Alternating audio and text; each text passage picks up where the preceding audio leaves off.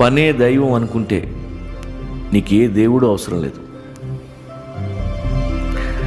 స్పెషల్గా దేశానికి సేవ చేయని అవసరం లేదు. 10 మందికి తిండి పెట్టాలి. సొసైటీని సీరియస్గా తీసుకోవద్దు. లుచ్చాలు లఫుట్లు తప్ప ఎవరున్నారు అక్కడ? పని చేసుకో, దాచుకో, అమ్మ నాన్నని నాన్న వాళ్ళని చూసుకో.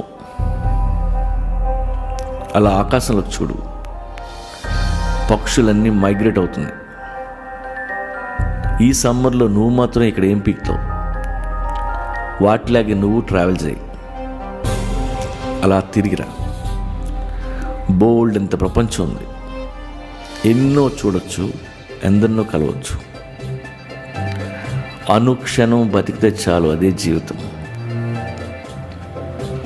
ప్రేమించటం